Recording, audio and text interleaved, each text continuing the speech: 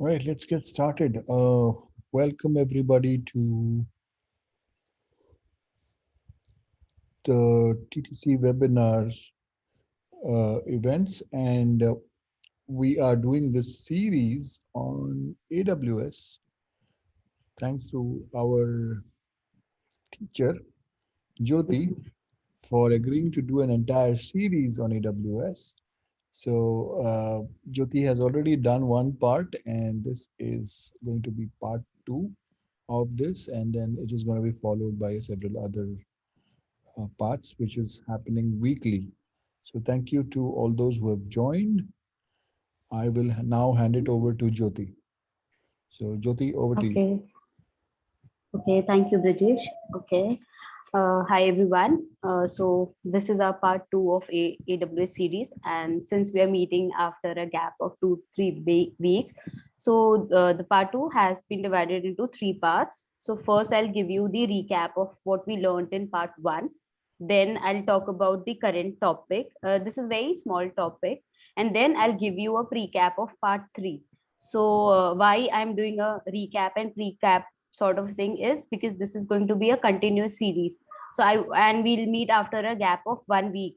So I just want to brush up what we learned previously, and then I want to give you heads off of the next week so that you come prepared, you know little things, so that when I go to a specific and detailed topic, you are able to form those connections. Okay, so in this series, this part two is very basic. Now gear up for more detailed session, which would follow from part three. Okay, so let's understand what we studied in part one. Okay, I'm just turning off my video for network connectivity. Yeah. Okay. Yeah. So this was a part one, wherein. Oh, okay. There's it. Yeah. Yeah. So what we did in part one is this. We understood what are various AWS services, and as I told you that we have to do a mind shift in our thought process, that going forward we are going to consider everything as services. Okay, so even for example, you want to store something. Okay, so for that you're going to use S3 service. Okay, so this was all the things which we studied, right? Okay, what is the relevance of EC2 instance? Okay, what do we mean by DNS, and how DNS is being taken care by AWS services, which is Route 53. Yeah, and then I talked to you about, okay, you've used so many services in AWS. Now you want to monitor it. So what are the things which AWS gives you for monitoring your services or accounts? So you have CloudWatch, you have CloudTrail.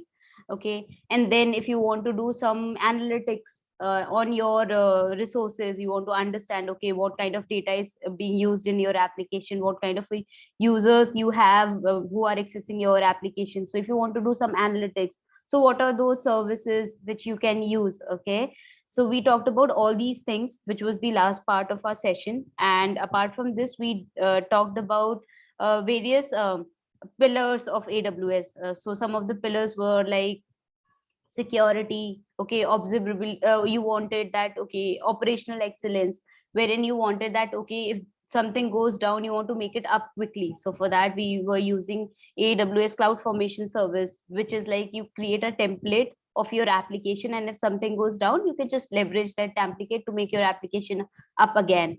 Okay, then we talked about security. So our part three is related to security only. Like, okay, how do you ensure that the person who is accessing your AWS is secure? Okay, or how? Hello, is anyone saying something? Okay. Yeah, yeah, yeah. Continue, So we Jyoti. start. Okay, so let me just give you. Yeah, so we studied about this. Okay, AWS well architected framework. What is our guiding principle? So what are the things we need to take care of? So we talked about security, operational excellence, reliability. Okay, cost optimization. So you've got so many services, 200 plus services, but you should know when to use what service, and wherein you can save your cost. We also talk about economy of scale, which AWS, so the more services you use of AWS, it gives you better discount. Okay, So then this is the detail which we went through. Then we covered some basic terms like, okay, what do we mean by regions? What do we mean by availability zone? What is your VPC? Okay, I'm sure you all remember this. If not, you can just watch our part 1 to understand what are these terms. Okay, and we'll have a detailed session as well on these topic going forward. Okay, I had given some of the links. Okay, just for awareness, like, okay, how does, so what is AWS cloud? Okay, what exactly we mean by cloud? So it's like, it's a data center only which is not on your premises. It is stored somewhere else. So I just gave you a pictorial view of those data centers. Okay, then this you I already covered, and more importantly, we wanted to understand like why people are going towards cloud computing. Okay, so these are some of the reasons by which people are moving towards cloud. Okay, which is like moving from capital expense to variable expense. So now you no longer have to consider about buying a server, patching those servers, maintaining those servers. Okay, second is increase agility. So you see India is coming up with a lot of startups. Okay, now earlier if you are going towards startup, you were not sure like what kind of traffic your application would get, will it be a success or a failure, but you had to do this one time investment of buying those servers, right? So now with AWS you don't have to think about all those things. It's like on demand. If your application is being used excessively, oh, you can go for auto scaling and all those stuff. And if it's not going it's not being used that much, you can any day stop it, or you can reduce the servers. Okay, third is like stop guessing capacity. Again, it's related to the first topic only. Like I decided that, okay, I'm going to open a startup and I'm not sure about my client or transactions. Okay, so I had to do some rough estimation and see, okay, maybe 50 users are going to access my application, but what if there are 50,000 users who starts to access your application? So now you don't have to bother about all those things. Yeah, so this was all about part 1, like, okay, why we are going towards cloud computing, then some architectural principle or framework for AWS, then we went into detail of those pillars, and then I gave you an example wherein like how we are moving from traditional to a cloud. Okay, so from server to services, how we are moving in AWS. So this was our part 1. Okay, now let's move to part 2, which is like uh, AWS management console. Now you've got so many services, 200 plus services, and you want a way to manage those services. So there are various ways to manage those services. One is like your AWS management console, which is a web interface. Second is like if you want to access your AWS services programmatically. So for that you have your AWS CLI or SDK or API, all those things. So today we are going to focus on this web interface.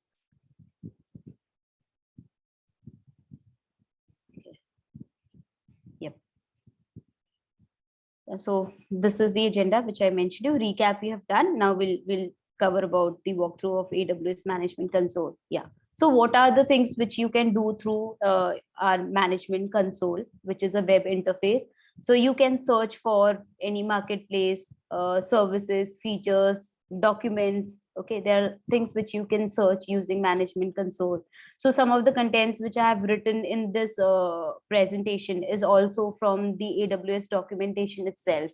Second is, okay, you want to have access your services programmatically, but if you want to do it from the web console or management console, so what is that which allows you to do that? It's AWS Cloud Shell. Okay, so there are two ways by which you can open your Cloud Shell. I'll show it to you in a demo. Like there's a console bar wherein you can find the AWS Cloud Shell, or you can search using the first feature which I told you, like you can search anything and everything in AWS Management Console. And third is getting billing information. Okay.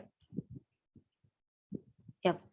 Also using your management console, you can manage your account. Okay. For example, you as an organization, you are having an account for AWS, and then you've created a user who can access various services. You see something happening, fishy happening in those accounts. So you can manage it, you can also manage that through your management console. Okay. Next point is again, which I was telling you, that okay, for example, we are doing this webinar and you want to practice, you want to do some hands-on. So they have given you small tutorials, and they specify time also, like okay, for this tutorial or for this setup, how much time it is going to take.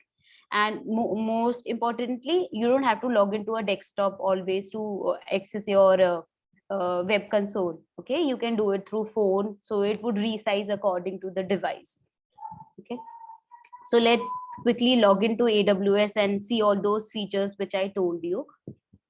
So how can you log into your AWS console? You can just simply write AWS management console. Yeah, so this is your go-to place. Now I am signing it to the console. Yeah, so it's already signed up. Let me just sign out and show it to you. How does this looks like? Yeah. Open signing. Yeah. So here you see there's two options which I'm getting. One is root user and second is IAM user. So our next topic is on IAM user. So for now, you can understand your root user is the user through which I created this account. Okay. So when I first logged in, I signed up or registered. So the account which I used to do all those things is your root user, wherein I had to share my credit or debit card details. So don't worry, like when you create a user and AWS is asking you to enter these credit card or debit card details, the reason is the AWS want to ensure that you are a valid user. Okay, you are the account creation is not having happening programmatically. There is a legit user who is creating this account. Okay, and so to practice all these things, whatever we are learning in our the series, so AWS provides you lot of free tier services. Okay, but there is always cap to those services. There is limit, like okay, for 20 hours if you're using certain things, you won't be charged, but anything after 20 hours is just, it's a random number which I'm giving. This is not a correct number, just for example. So if you want to use any services from more than 20 hours, then you'll be charged, but those charges are also very minimum, they are not a lot. Okay, and second is your IAM user. So you can understand, like you all must be working on an application where you have a concept of admin user and a non-admin user. So you can understand for now IAM user as a non-admin user. Okay, yeah.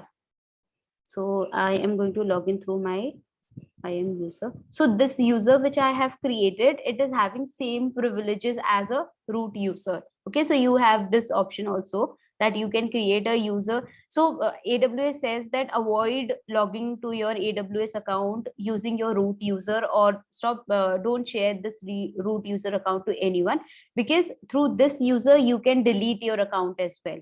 Okay, so the AWS says that okay, if you want a similar permission as your root user, then you can go ahead and create another user with same permission. So this is the user which I have created, but it has got those admin permissions. Okay.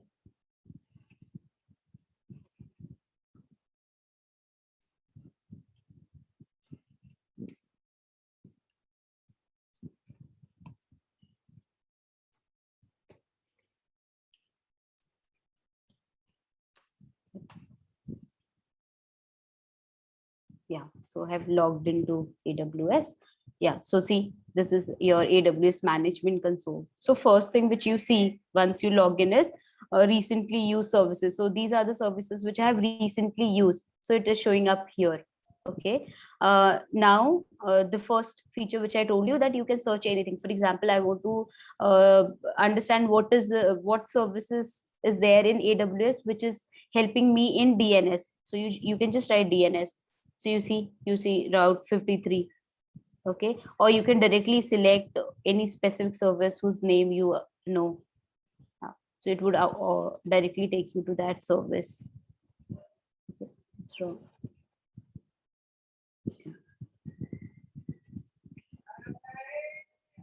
And one thing you'll notice, that moment I selected S3, see the region which gets selected here, it's global. So that means this service S3, it's a global level service. It is not bounded to any region. Okay. Similarly, if I want to go for IAM, okay. So even IAM is your global service, so you won't see any region selected here. Yeah. Now, with respect to IAM, these are the things you can call it as a supporting things for your IAM. Like, okay, so for IAM, you have a concept of user group, user role, policy. So all those things you can see it on the left side. Okay.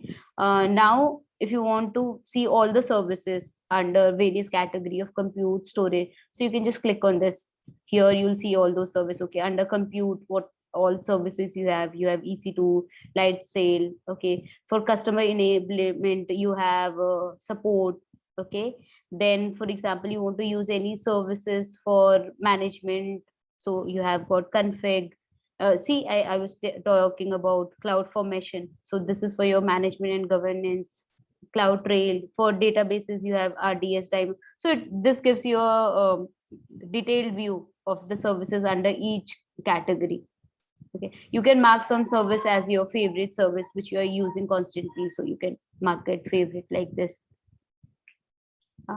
Now second thing is billing information. For example, if you want to see your billing information, so yeah, I'll go here.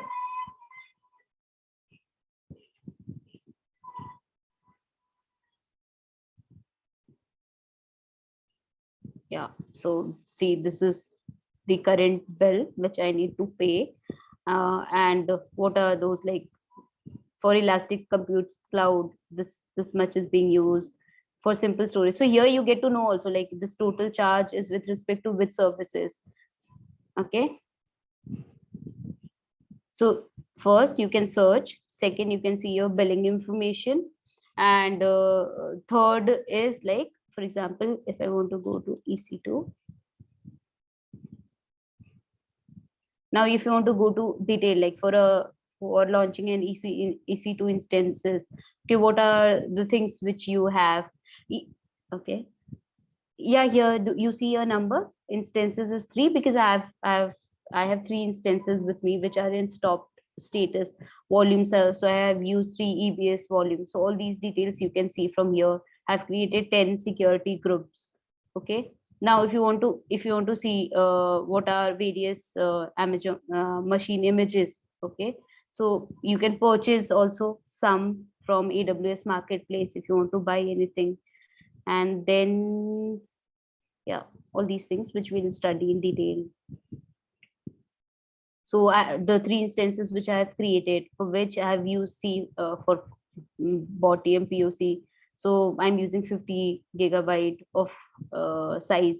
So all these detail you can see. Then key pairs. So in order to access your, once you've launched your EC2 instances, and if you want to connect it through your terminal, okay, for that you need to give a key pair. So for Mac, you .pem file you can use to connect directly through terminal, but for Windows you have a concept of putty. Okay, so these are the key pairs which I have created. So at any day if you forget, like you've created so many instances and you are not sure like for which instance which key pair I have, so you can always come here and see.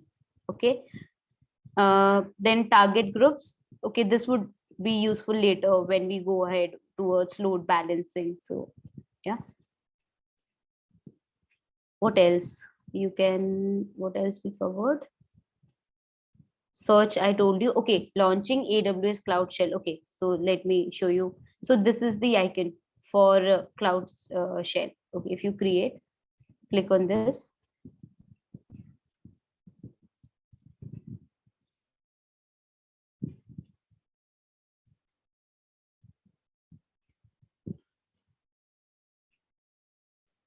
Okay, meanwhile it's loading here. Let me show you another way by which you can. So Cloud Shell, from here also you can go. See, what is Cloud Shell? A browser based shell with AWS CLI access from AWS Management Console. Okay, so if I wanted, I could have went to this AWS shell from my terminal as well using those key pair which I was telling you. But if you want to access directly through AWS Management Console, then which service you can use? It's Cloud Shell. Okay, so see, yeah. So I'm sure this screen would be familiar to you. Then what else? Yeah, billing information we talked about. You can manage your account. Educational resources. So when we logged in only, right? When we logged in on the first page itself. Oh, okay. Let me just search from here. For example, I want to have a static website using S3. Okay. So see, you see all those knowledge article here. Okay, now you want to host a static website using S3, how to configure a static website. So all these things also you can get it from here. So the crux is, for AWS or for any application you are learning, it's good to see their documentation. So you'll find various sources wherein you'll be given steps how to configure certain things, but it's best to go to that application itself and look for their documentation. So even if I have to look for anything, I go ahead and I follow the documentation which AWS has provided. Okay, and their documentation is really nice. They have put things in a very simpler manner which anybody can follow, and they have got a lot of diagrams and workflow which makes it more easier to understand. Okay, and what else? Yeah, compatible with smartphone and tablet, which I have told you already. Okay, so let's quickly brush up what all we did. So first we had to log into AWS console. So what we did, we just typed AWS management console. We got an option to sign it to a console. So the first page which you all saw, you were able to see, okay, there were some recently used services. Okay, then we had some documentation. Okay, if you want to use anything, you want to configure anything, AWS has already given you some documentation. Then we saw how does AWS Cloud Shell looks like, and what is actually AWS Cloud Shell, which is like a browser interface for your AWS CLI. Okay, then we saw, like, okay, there are various regions, and there are some services which are not associated with the region, which are like global services. For example, your S3 and IAM. So moment I click on S3, you would have seen this got converted from Mumbai to global. Okay, then if you want to see your billing, okay, so you've been using this for a while and you want to understand, okay, how much you have been charged. Okay, we have a concept of creating alarms also, like in AWS you can always set a limit. Okay, if anything goes beyond your cost goes beyond 400, just send me a notification so that you'll understand, oh, there's something which is consuming a lot of my money, so let me reduce its uses. Okay, so don't worry, if you are being charged, you can always raise a support ticket to AWS, and you can ask them to waive off your billing. And you can always I have done that once because I was doing some R&D and I was not aware of the charges and all those stuff. So I just raised a support ticket and I told them the scenario, so they waived off those charges. Okay, so you have to explore, and you'll be doing some R&D, and you'll be playing around with AWS. So there would be a scenario wherein you might end up paying something, so you can always reach out to support team and you can explain their situation. But don't shy away from trying things just because you're being charged. Okay, so this is about our today's session. I'll take a pause to take the questions or any doubts you guys have, and then I'll move to the part 3 recap. So guys, any questions? Should I start sharing? And okay. So is there any question for me from you all? Okay, I see something in chat. Okay, Anuj is asking if there is any recorded video applicable. Yeah, we have. Okay, Brijesh has already answered. Okay, so guys, are you able to follow this part? Just write yes or no on in the chat. Then we'll move to part 3. Okay, Sergey, thank you. Okay, great. Yeah, so let's move to part 3, which is a recap of what is going to come in our next session. Okay.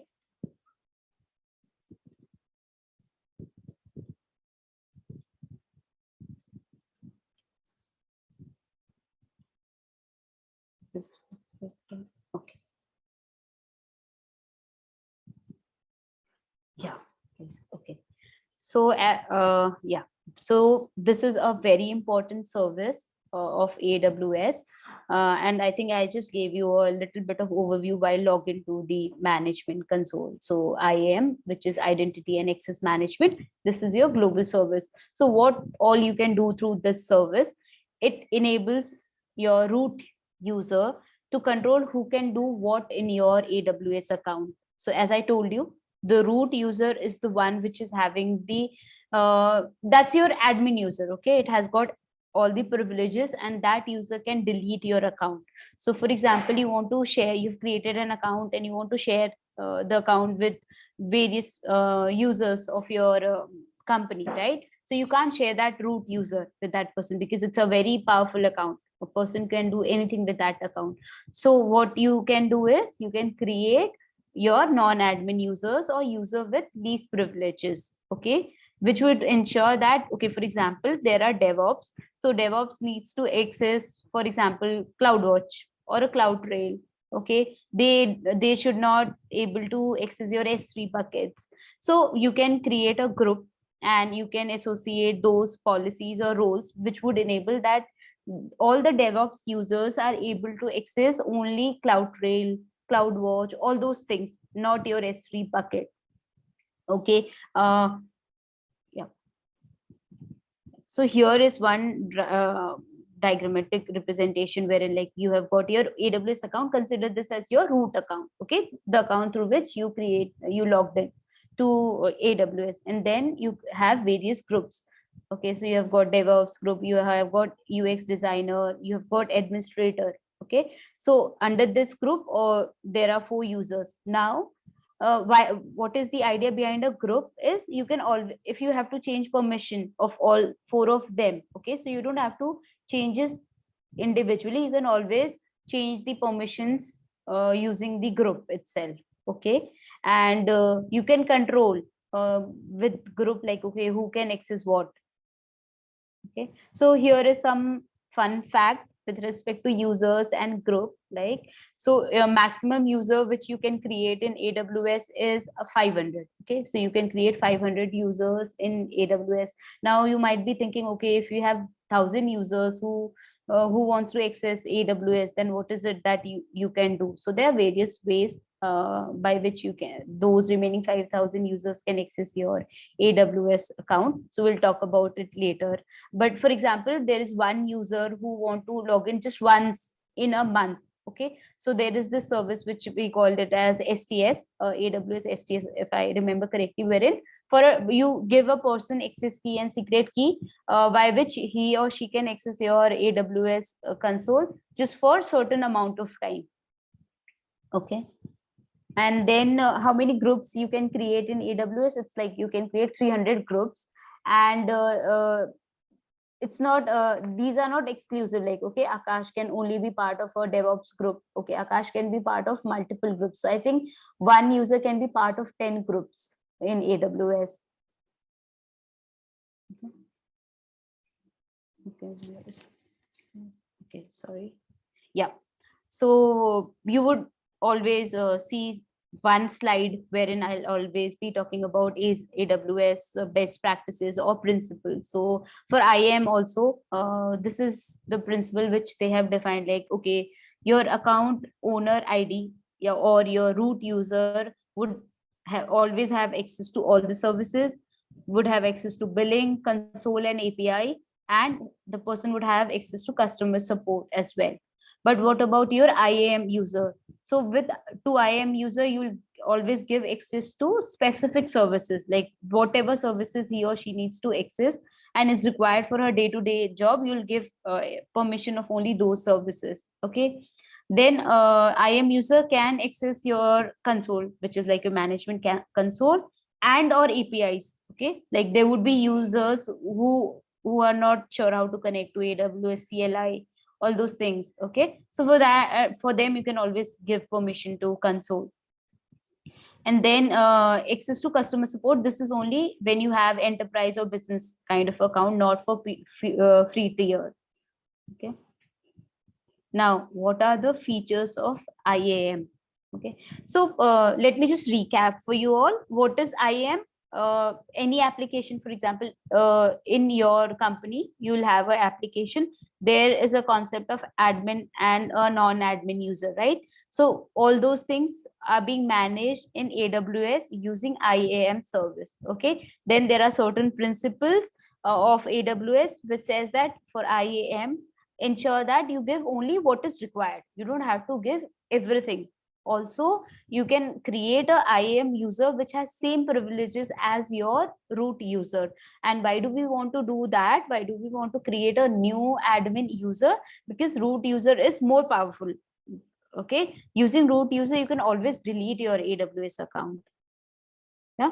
Now there are certain features. There are like 7 8 features of IAM service. So first is like shared access to your AWS account. So with IAM now, you no longer have to worry about sharing your password, because for example, if I want to I have created certain things and I want Faz to access those. So now I don't have to share with him my account detail or root account detail. I can create a IAM user for Faz, and I can share the link of the link, and using that link and username and password, he can access AWS account now.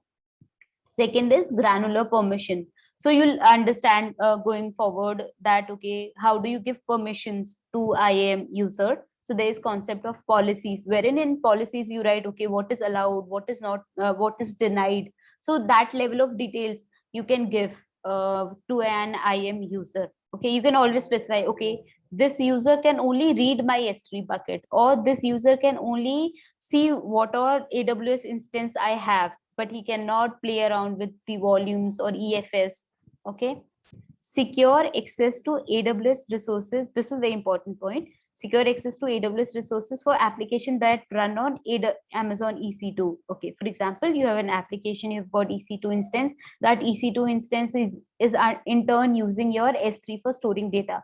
Now, as a user, for example, I'll take example of Faraz only. So I gave him permission to see Amazon EC2 instance, but that Amazon EC2 instance in turn is using S3. So I want to ensure that by no means Faiz can access my S3 bucket. So that level of security also you can have using your IAM. Second is MFA, so multi-factor authentication, which is like apart from, so once you log into AWS console, apart from your username and password, there would be a second level of authentication, like, okay, some pin would be sent on your device, and then you need to enter those pin, and then only you can log into your AWS console. Okay. Fifth is identity federation. So what do we mean by identity federation? So you would have seen that there are certain application, you can log in through those application using your Facebook account, okay, or your Google account. You don't have to create another account in that particular application. So similarly, for example, if there is a company which has the Active Directory where or his or her users are already listed there, so now you don't have to go ahead and create those 5,000 account again in IAM. Okay, so you can always create a mechanism by which AWS would be able to recognize these account as well, okay, which are associated with your Active Directory. Sixth point is identify information for assurance. Okay, now as a root user or admin user, I want to see like who is accessing what. Okay, what Faz is doing with his account, what kind of services he's accessing, what Sergey is accessing. So if I want to see all these things, that also IAM provides. And how you're able to also, see all those account level details. Remember, we talked about one service, AWS CloudTrail. So that service would have all these information, who is accessing what. Okay. PCI DSS compliance. This is like for payment industry. You want that your application should be PCI DSS compliance.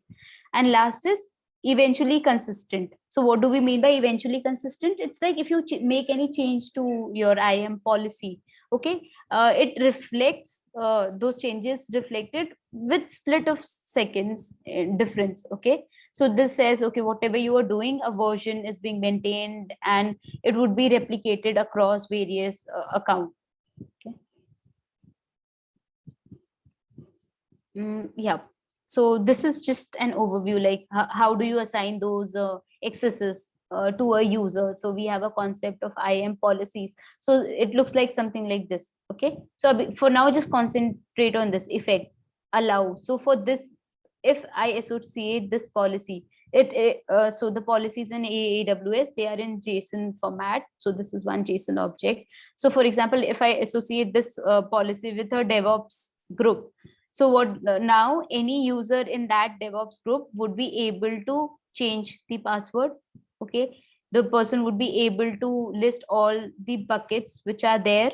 Okay. Then, yeah, you can, the specific, if you want to give access to specific bucket, that also you can specify here. So we'll talk about in detail, like you can create this JSON object, or there are some templates by using which you just have to click or drag and drop and you can create this JSON object. Okay. So let's quickly create one IAM user just to see how IAM users are created. So I've logged into this account. So I'll use this IAM management console search option.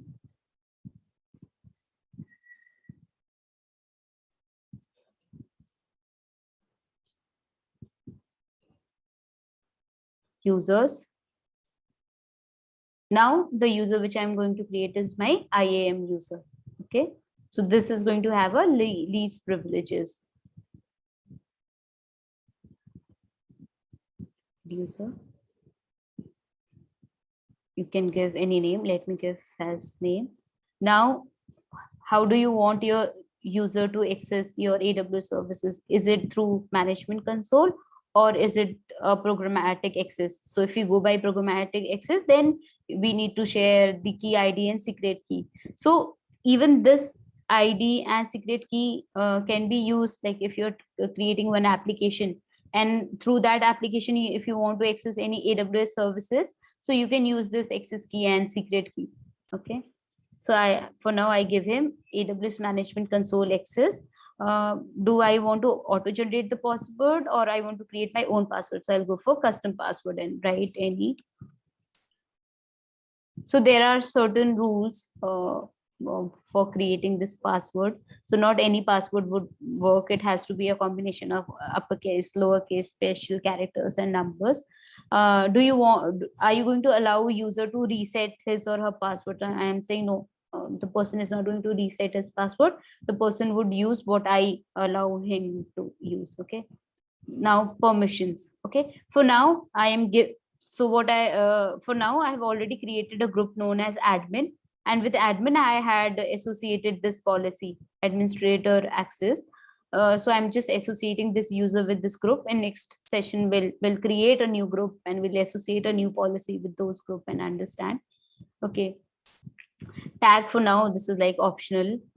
If you want to group, for example, let's group the person with department. Okay. So this is for searching. Next. Okay. So this is the user which I have created. So username is this. The person access to management console only. Person cannot change or reset the password, and the this user is associated to which group? Admin group. And what is so special about admin group? So this admin group has a admin level permission. And how do you associate those permission? With respect to policies. Okay. I'll go ahead and create the user. Yeah. So now this user has been created. So what I'll do is I'll give this link. I'll share this link with Faz and I'll share his username and password. Now he'll be able to log into my AWS console. Okay.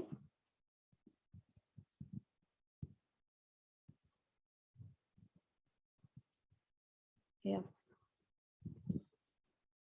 So this is it about today's session. Okay. I have written some assignment for you guys. But before that, any question? Any comments? Then I'll go over to the assignments.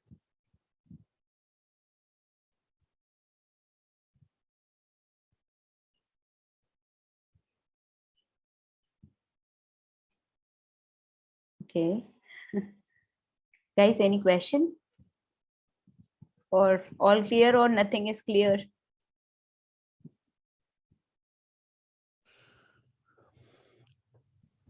Yeah, it's I don't see any questions. So, Hmm. Faiz, you have any question? No. All Okay. right. Yeah. So this will like pretty simple. I'm sure from next session you guys would have a lot of doubts. Okay, so let me share today's assignment. Okay. Yeah, I had one question, Jyoti, before you go ahead. Ha. Ha. My question is quite simple. Okay, so whatever we are learning in this series, is there a way we can Hmm. actually go ahead and practice? Is there some kind of a login, some kind of a profile, or whatever we need to create and try and practice? Yes, Brijesh. So that's my next assignment only. Like Okay. AWS, it has got a lot of free tier services, which I was telling you. So you can create your account, Mhm. and you can play around with lots of things. Even the account which I am showing, it's a free tier account only. Though you can see a certain amount of bill there. That's my fault. What I did, I stopped my EC2 instances, but I didn't disassociated the disk and all which I was using. So AWS, it charges you for those things as well. So the idea is whatever you want to practice and then terminate it. Okay. Okay. Else you'll be charged. Okay. So how much bill are you paying? It's 330. So I'll see if I can get it waived off. Okay. Yeah. 330 rupees or $330? 330 rupees. Okay. Okay. Okay. Okay, let me go over to the assignment. Okay, yeah. So this is your assignment, guys. You need to create a root user. So what is root user? First time, whenever you create your account, that is your root user. So once you have created that root user, from that only, that root user, go ahead and create a IAM user with admin access. Okay, and forget about your root user. Okay, don't share it with anybody. And going forward, whatever you'll do it using your IAM user which you have created, which has got your admin access. Okay, so this is your assignment, and it's very important. Like it's to go to do this assignment so that whatever now we will cover in detail, you'll be able to practice, because there's no point just going through theory if you don't practice it. Okay, I'm sure when you'll be creating a root user, you'll see a lot of stuff which we have discussed. Okay, when you create an admin user, you'll see, okay, Jyoti was talking about some role policies. So just get yourself familiarized with those things. Like even this is how I study any topic. First I just familiarize myself with those things, what is happening around me, and then I go detail wise into those topics. Absolutely. If there is an opportunity for us to follow along as you are going further in the series, then maybe people can log into their profiles and try out the steps that you are also trying to Mm, explain, and then mm, they'll have more clarity. yeah. So, any questions so far, guys? Usually Janam has some questions, but today he's quiet as well. Yeah. Well, I quite like this session. It was simple, and since I have followed the first part, so this was easier for me to understand. So if Mm, you guys have not watched the first part, the recording is available on the Test Chat YouTube channel. You can go and catch it. This also will be there on the Test Chat YouTube channel. All the videos will be there, but then you know. The whole idea of learning in a live class is you will have direct access to Jyoti and she can answer your questions immediately. That's one advantage that you will have. Of course, Jyoti will look at the YouTube comments and respond, but that mm, will take time. yeah. Yeah, that's understandable because it entirely depends on when you have the bandwidth to answer. But here, as you follow along, if you have any questions, please do ask.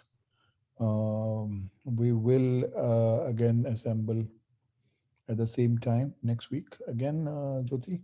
Yeah, yes. And we will have some interesting things to do next week as Hmm. well. So Yeah, yeah.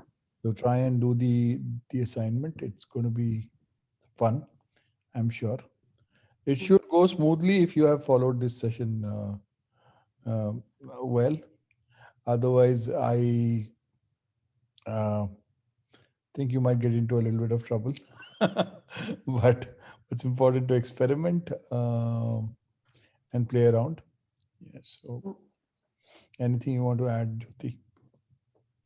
Uh, just that now the next from going forward, the next sessions they are going to be more detailed, and they are going to be a little difficult. Why I'm saying difficult is first time whenever you learn anything, they sound difficult.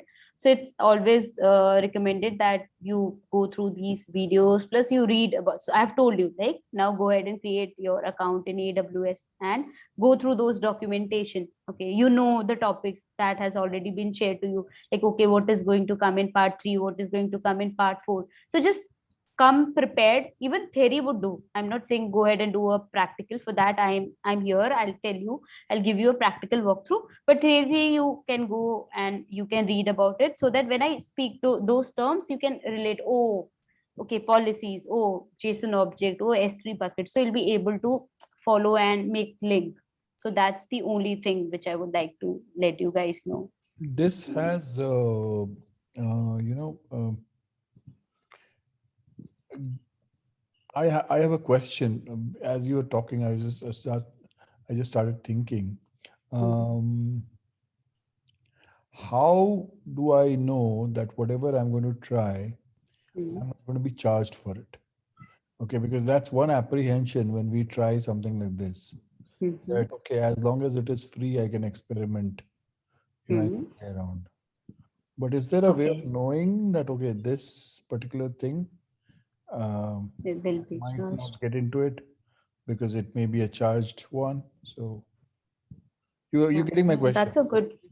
Yes, yes, Bridget, that's a good question. So what I do, I Google and I find out okay whether I'm going to be charged or not. For example, if you create a IAM user, you won't be charged. It's free. Okay. But using that IAM user, if you create a EC2 instance and you leave it the way I left it for some time, okay, you will be charged. Though charges are very minimal, if you see, they are not that much. My instance was open from 1 or 2 months, I guess. I mean, I had stopped my instant, but I didn't terminate it. So those charges are going to be very minimum. So what people say in community is practice and then terminate. Hmm. Okay, and whenever you are going to use any instance, I think AWS only tells you like the charge part, or you can always search on Google and find out. But I'll specifically tell you when in the session that, like for example, now I'm telling you, you can create account, you won't be charged. Okay, you can create IAM user, you won't be charged. So till now whatever I have taught you, you won't be charged. Okay, now when I'll again next 3 4 session also we are going to talk more about IAM and all those stuff. You won't be charged.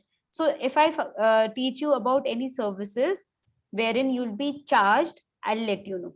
Like what is the cap limit? Okay, don't go beyond this, or use only this much feature so Yeah. that you don't get charged. So I'll convey it to the team. Yep. That's I don't know how many people have this reaction, but normally when I am trying something new, this is something that I am always careful about because like you, I have also done a couple of experiments and then uh, I forgot to turn off a few things and few services kept Yeah. running, and then Mhm. suddenly 15 days later I receive an invoice. Okay, that was also small, but it could be daunting in some cases, right? Yeah. So anyways, that was good information, Jyoti. Thank you so much. I think this was a good session, a short one, but a very good one, very useful one. So let's do the homework and let's see if we get it right. And then, Mhm. as Jyoti said, moving forward, it's going to get a little challenging, a little difficult. So, let's practice. This is a good way of doing it because Mhm. if you have your, root user created and then your IAM user created, then I think you can do a lot more experimentation and follow along and play along as Jyoti is trying to explain the concepts to you. So yeah, that's Okay. that's pretty much for today's TTC webinar. Thank you, Jyoti, for Thank you. doing this. Really appreciate you taking time on weekends and trying to teach people what you have learned as a part of your certification. And I'm sure all of us are going to benefit out of it. And like I said in the last class, you are a very good teacher. So keep it up. Keep that coming. Thank you. Thank you. In fact, thank you to attendees. They have been very patient, and Yes. I hope they'll join us in upcoming sessions. Yep. Yep. Yeah. Okay, Thank you guys. so much, everyone. Okay. Bye. Bye.